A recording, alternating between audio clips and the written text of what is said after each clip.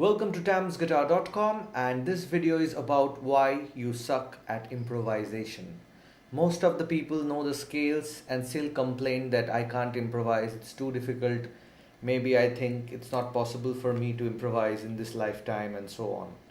Anyway, so there are 5 reasons why you can't improvise.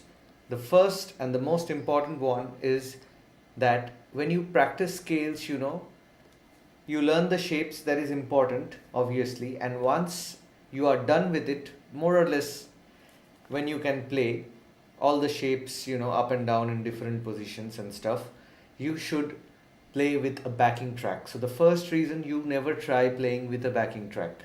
So this is the most important reason. I have looped a track here in C major scale with two basic chords, C and F.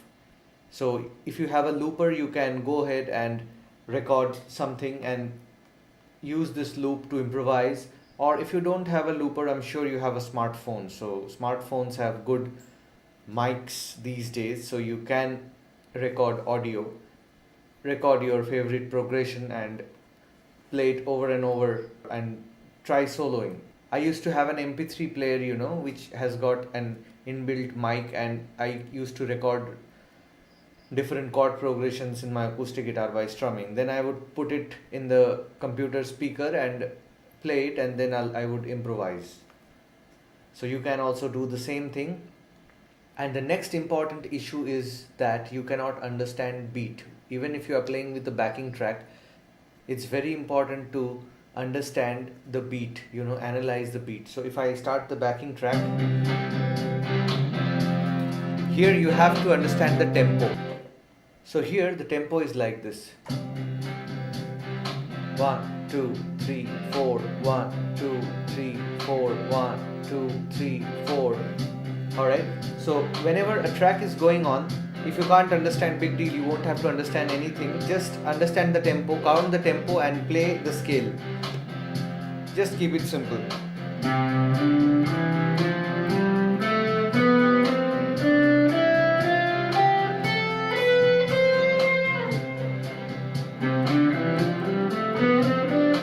You can increase the speed. Instead of playing 1, 2, 3, 4, 1, 2, 3, 4, you can do 1 and 2 and 3 and 4 and...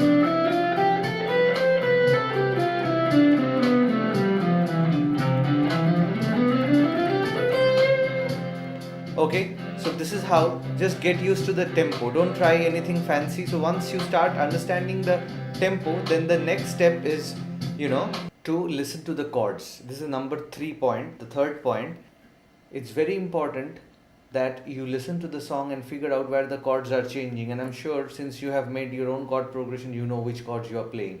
So I would go like this: 2, 3, 4, C, F, 3, 4, C, F, 3, 4, C. Alright?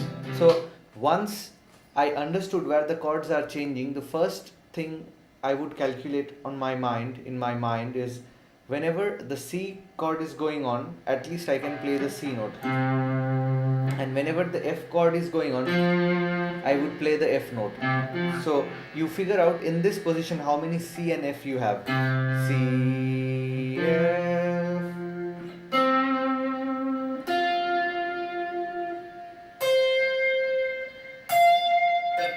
Alright?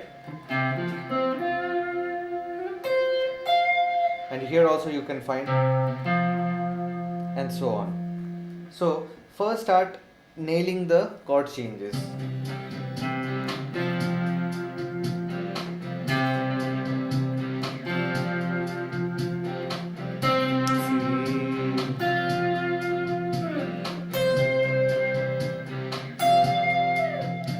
And now, once you have put the dots, it's time to connect the dots. So what you can do,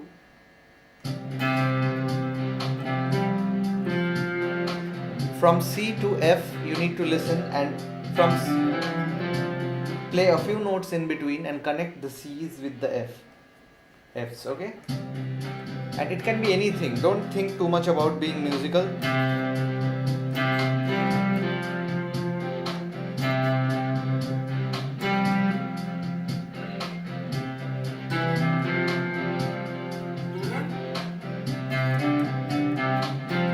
Now think of some musical ideas. Now if I'm here, it's starting to sound musical.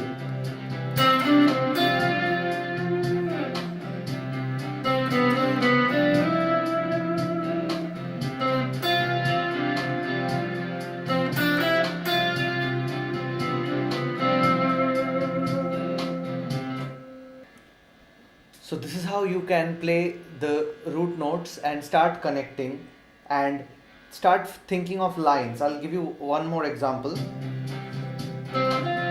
Okay?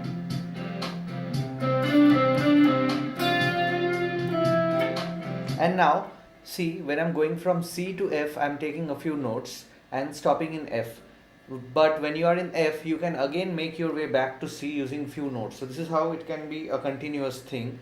And another thing, make sure that you stop and let the notes breathe. Don't just keep on playing things, So the final time, this idea, F, I'm just visualizing when the chord is changing.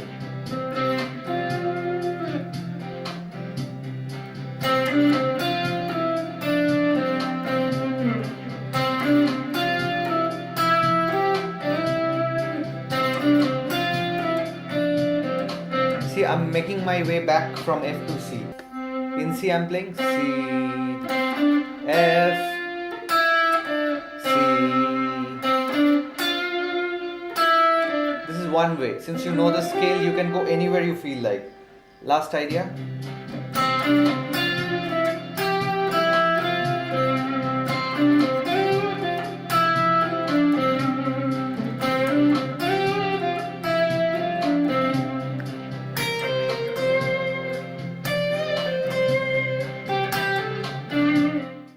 So the last time I can come back using different notes.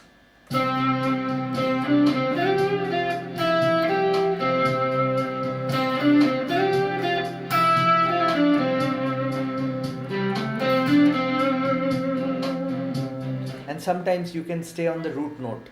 And if you analyze the theory, behind the chords and stuff, which I'll come to the next step, then you'll see that the C note is a common note between F and C. And this point is about making the notes breathe. You just don't play over and over same thing or any random thing. Sometimes you need to stop. So just see how I'm stopping.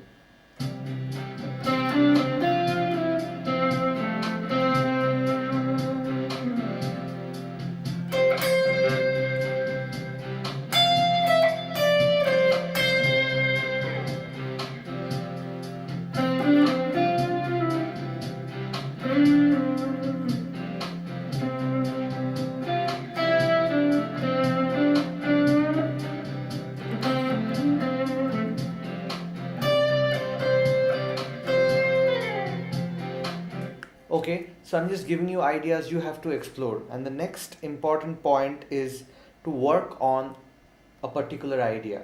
Generally, what happens when you start improvising, you will find that different licks are coming out from your hand, which you have never thought of, So the moment you find something interesting, you should stop. Most of the people, they keep on playing stuffs and don't stop. And the ideas are also gone and they are not able to learn. So this is very important. So you're fooling around, for example.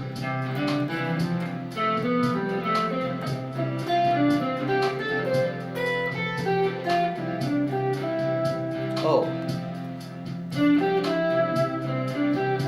See, something I found interesting by mistake and I'll work on it and try to make something out of it.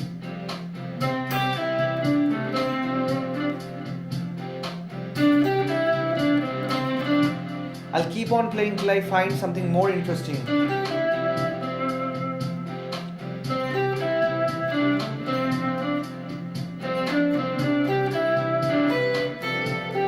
Okay.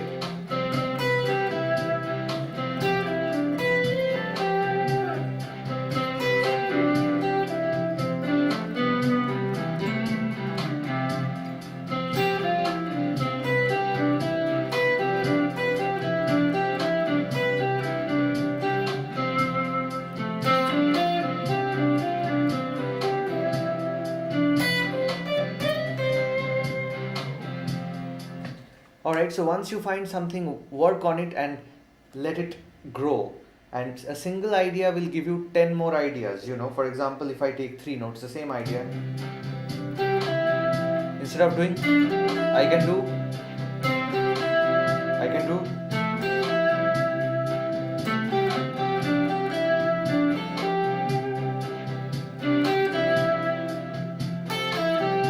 I can reverse the order of the notes.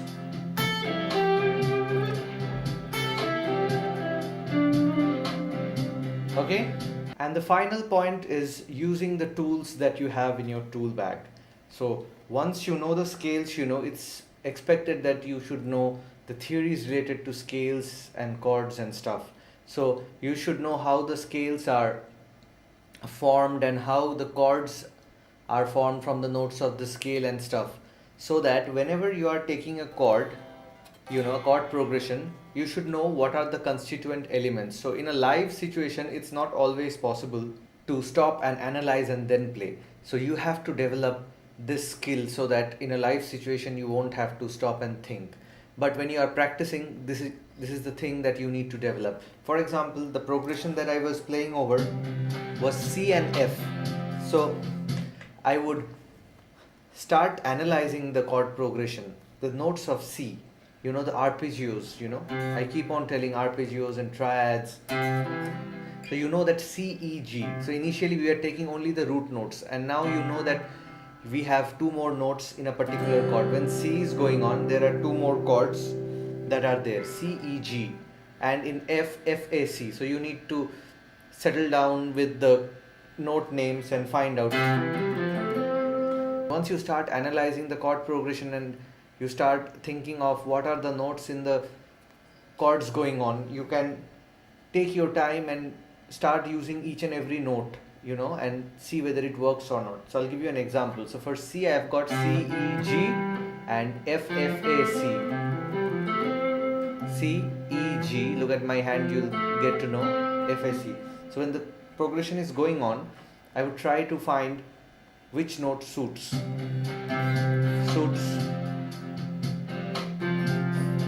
So these two are most likely to work, C and F.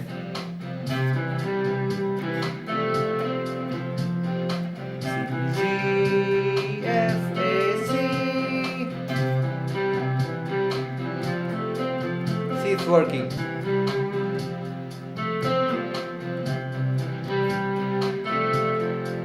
You won't have to take all the three notes, you can take different groups. Now F is going on. For C, I can take E, C.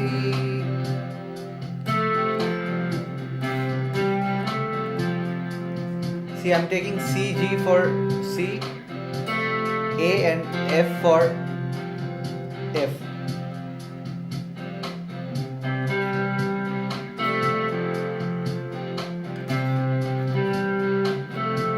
See, already some musical things happening.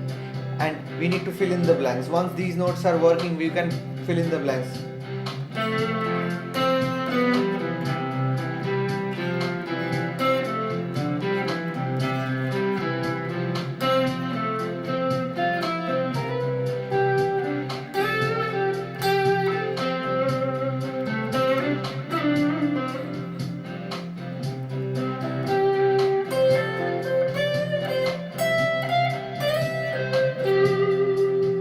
C arpeggio, F arpeggio, this is F note.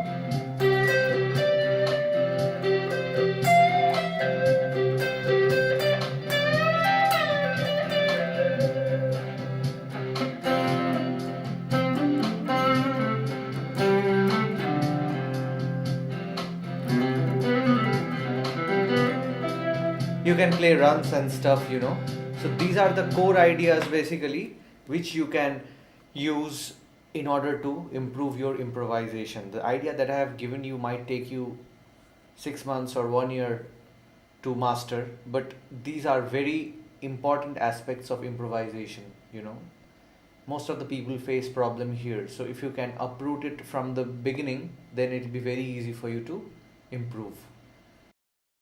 Thanks for watching, and do like us in Facebook and Twitter where there are pages in the name of Tamsguitar, and also mail me at info@tamsguitar.com if you have any queries. And if you like these videos, please subscribe to my channel, share it with your friends who are in need.